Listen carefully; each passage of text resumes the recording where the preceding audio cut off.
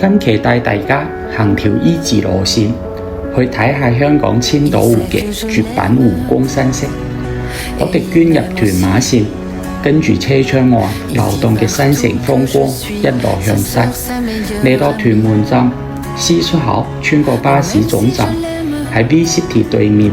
屯門鄉事會路上搭上43B 小巴，終點大欖懲教所落車，沿住大欖涌道向大欖郊野公園前行，清風送爽，草木青翠。我不嬲覺得香港係冇秋冬嘅，10月夏天結束，天氣轉涼，除咗乾燥啲，同春天冇咩分別，一直去到出年4、5月呢段正係行山嘅黃金季節。我哋班山友個個有趣有愛，同頻嘅你快啲嚟加入啦！行完長樓梯，登上大欖涌水塘主壩，左手邊沿水塘展開今日嘅清新綠水之旅。呢個1957年建成嘅水塘依山形而起，地圖上睇落似塊樹葉鋪喺群山中間。水塘散落無數小島，所以又叫香港千島湖，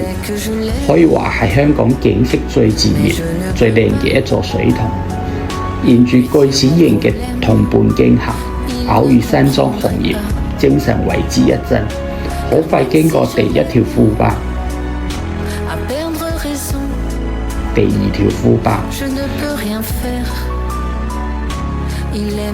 佢除咗係一條熱門行山徑，仲係一條越野單車徑。佢除咗蜿蜒曲折，仲高低起伏，好有行山嘅樂趣。一陣上山睇全景，一陣又落山跳過第3條副壩，山野間自由起舞，真係野性又暢快。第3條副壩行出去，就接上麥理浩徑第10段，沿麥徑向山上行，就慢慢離開大欖涌水塘。最先見到 M184 標距柱，綠草間有蝴蝶飛舞，山莊源頭活水順渠奔流入塘，這充沛嘅靈氣亦滋養住我健步如飛。山勢漸高，大欖涌水塘由土琵琶半遮面咁露出一角，行到山頂平路，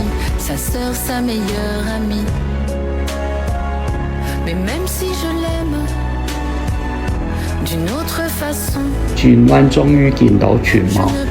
佢似一個藍衣少女喺青山間輕舞，曼妙之極。而再行前少少，可以見到去千島湖清景台嘅指示，原2019年新建嘅木階梯上200蚊，就係政府專登為大家設嘅千島湖最佳觀景位啦。行走於觀景台邊緣，好似行入呢片宏偉嘅湖光山色中，湖水輕抱住星路奇貨嘅小道，亦溫柔咁環抱住我。嗰刻山風撲面，頭頂雲捲雲舒，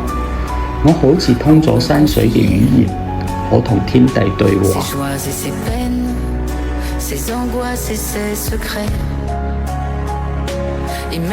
一呼一和，足以暢敘幽情。沿路行落清景台，轉右繼續麥徑10段，經過一座關帝廟，向大棠方向慢慢落山。